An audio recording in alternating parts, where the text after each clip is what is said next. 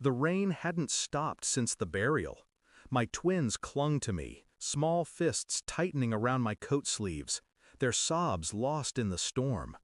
I carried their grief with mine until we reached home, or what used to be home. The locks had changed. My mother-in-law's voice hissed through the crack of the door. "Clear out! Tiffany needs a showroom, not a nursery." My father-in-law's tone followed, cold and dismissive. "Not our problem." The door shut. The bolt slid into place like a final insult. My children stood in the rain, crying for warmth, for safety.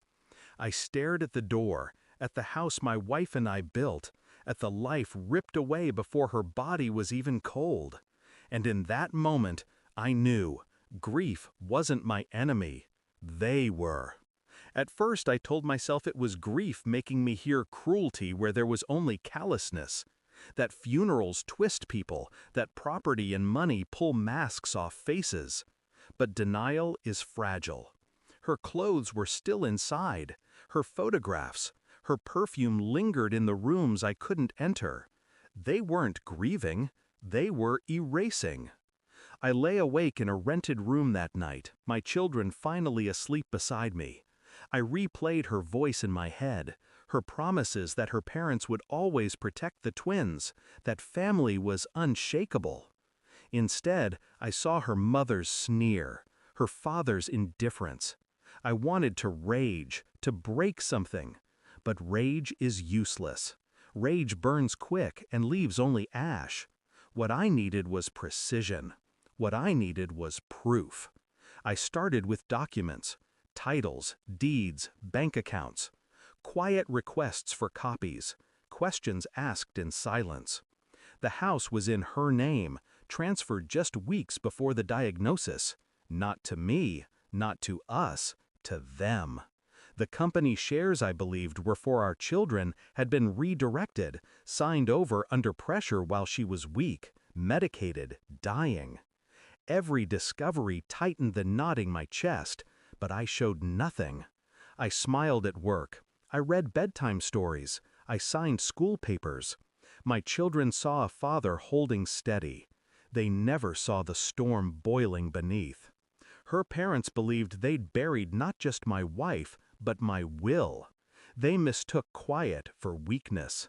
They never understood silence is the sharpest blade.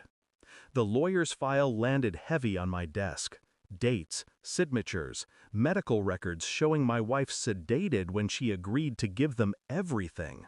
It wasn't inheritance, it wasn't grief, it was theft. I called them. Calm, polite, invited them to dinner. Neutral ground. They came, smug, certain I'd finally accepted defeat. When dessert ended, I slid the folder across the table. Their faces drained as each page turned. Coercion, I said softly. Fraud. Elder abuse. Choose the word you like. My mother-in-law's mouth trembled. "You wouldn't?" I cut her off. "You already did." The silence after was heavier than any shouting.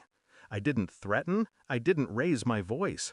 I simply outlined what would happen next. The lawsuit, the publicity, the court orders, the exposure of their greed. Then I placed one more paper on the table, a guardianship petition for the twins. Filed, approved, irrevocable. "You'll never touch them again," I said. "Not their lives, not their future, not even their names." Her father's jaw clenched, fury boiling behind his eyes. Her mother began to cry, but I felt nothing. They had taken my wife. They had tried to take everything else. All I did was return the silence. Weeks later, the house was legally mine again, empty, stripped of their presence. I walked through the rooms, children's laughter echoing faintly as they played upstairs. My wife's picture hung on the wall, her eyes steady, watching. I didn't speak to her, didn't pray, didn't promise.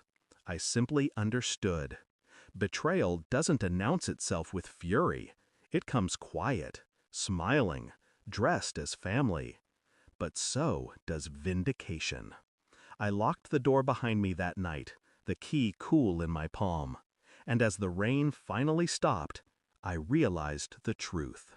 They buried her, but I buried them. Thanks for watching. Don't forget to like, share, and comment.